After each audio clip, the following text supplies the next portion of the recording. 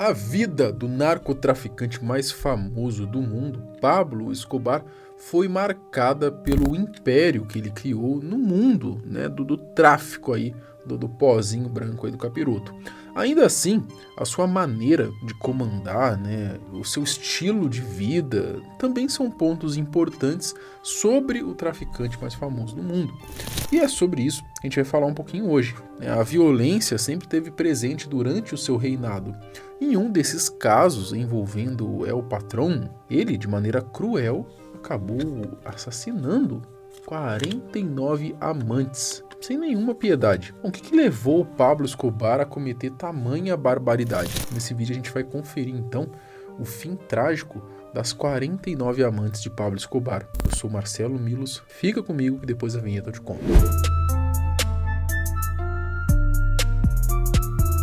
Pablo Escobar era casado com Maria Victoria Henao, que hoje é chamada de Maria Isabel Santos. Mas isso não o impedia de dar os seus perdidos. O homem adorava uma novinha sem experiência. Isso porque parece que Pablito não era tão bom assim quando o assunto era relações sexuais, né? E para evitar comparações, ele investia nas menininhas mais novinhas, mais jovens, que não tinham muita ou nenhuma experiência nesse assunto. Para comprovar isso que eu estou falando, El Patrón conheceu Maria, que seria sua futura mulher, quando ela tinha só 12 anos de idade e ele 23.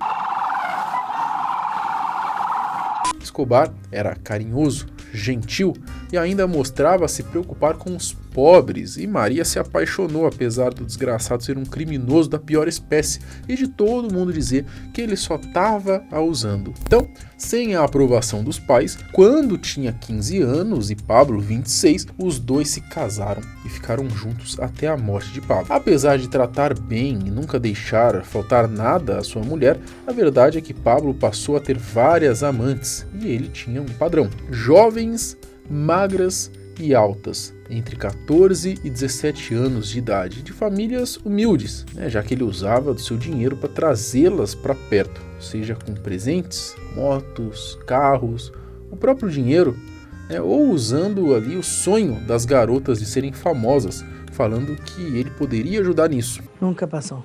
Pablo nunca foi violento, nem comigo nem com meus filhos. Ele era muito respeitoso. Não falava nem palavrões dentro de casa. Pablo chegou a criar um grupo de homens jovens chamado Iscas, só para poder caçar essas meninas para ele. Apesar disso, Escobar tinha uma boa reputação com relação ao tratamento aí com as suas mulheres e principalmente com Maria, com quem ele era casado, Juntando isso, mais o lance do dinheiro, do poder, foi o suficiente para Pablo ter um total aí de 49 mulheres a seu dispor quando ele queria um momentinho aí de intimidade, Bom, elas foram todas para uma casa em um bairro exclusivo da cidade. Além disso, ele também tinha a fama de proteger todas elas, fazer festas com fartura de comida, sempre ser discreto na hora das suas relações, tanto que ele selecionava um quarto só seu para esses momentos. Escobar tinha seus fetiches também, como por exemplo ver duas mulheres juntas e participar desses momentos. Mas é claro que isso nunca envolvia a sua esposa, Maria, por respeito, um homem respeitoso. Um homem de alto valor. Com a mesma raça que ele tinha para proteger as suas amadas, Pablo poderia também tirar a vida de cada uma, caso ele observasse que não estavam seguindo com o que ele queria. No caso, a regra era apenas uma, o sigilo. Bom, acredita-se que foi envolvendo um episódio aí onde Escobar teve uma de suas casas escondidas reveladas, que as mulheres que compartilhavam a cama com o narco começaram a correr perigo. De acordo aí com o comandante Hugo Eliodoro Aguilar Naranjo, no ano de 1987, as 49 meninas conheceram a fúria de Pablo e aparentemente isso aconteceu porque alguém abriu o bico sobre um dos esconderijos do chefão. A partir daí, uma das principais suspeitas do narcotraficante é de que teria sido uma de suas amantes quem teria cometido aí a trairagem. Depois disso, o caos foi instalado e todas as 49 amantes de Pablito apareceram mortas, simplesmente do nada.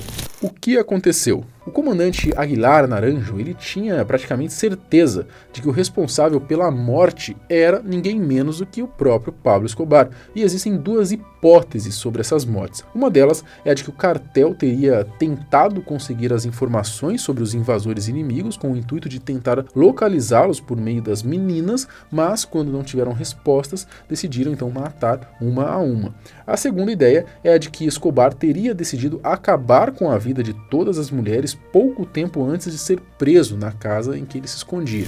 Ele teria quase sido pego ali numa fazenda enquanto fugia e acreditou que quem teria dedurado o esconderijo, né, seria uma dessas meninas. Assim, sem paciência para descobrir quem foi a pessoa, né, que teria aberto o bico, ele acabou com praticamente todas elas sem dó nem piedade. Os corpos das mulheres começaram a ser encontrados alguns dias depois dessa invasão da polícia. Foram 3 dias encontrando ali restos de corpos de mulheres espalhados por diferentes partes de Medellín, sempre em ruas mais isoladas, todas com sinais de tortura e mutilação. Uma em específico tinha sinais aí de 28 tiros e tudo teria sido realmente feito pelo cartel de Medellín, já que os próprios policiais reconheceram um dos corpos encontrados como sendo de uma das garotas de Pablo. Apesar da tentativa de acabar com todas as amantes, uma das mulheres, acreditem se quiser, sobreviveu e em 1991 ela teria contado de maneira anônima como tudo funcionava aí com relação às meninas e a Pablo ao jornal El Tiempo. A moça contou que Pablo era gentil, cavalheiro, tranquilo e até aconselhava ela e as meninas, mas que ele mesmo não falava muito sobre os seus próprios problemas. Ela afirmou que Pablo era rígido com as suas normas, né, e tentava ao máximo não errar e conseguir manter tudo sob seu controle. Mas, caso isso não acontecesse, ele não se importava de dar um jeito na situação, seja como for, né, principalmente se o caso envolvesse alguma traição. Não é à toa de que um caso famoso dele é de que ele teria matado uma outra amante de 2 anos ali, a Wendy Chave Gil, né, que quebrou a regra ali de não ficar grávida. Ele descobriu a gravidez, que já era aí de 5 meses, e usou alguns de seus fiéis escudeiros do cartel para obrigarem a menina aí a fazer um aborto. E até então ele não tinha matado ela, porém ela acabou querendo uma vingança, né? Acabou seduzindo Pop, que era o mais próximo de Pablo, e ajudou as autoridades aí a tentar encontrar um narcotraficante através dele. Escobar não se intrometeu na relação dos dois, apesar de avisar o amigo para tomar cuidado, né? Mas assim que ele descobriu o esquema de Wendy, ele mandou Pop a matar e, apesar de apaixonado, o cara era fiel mesmo ao poderoso chefão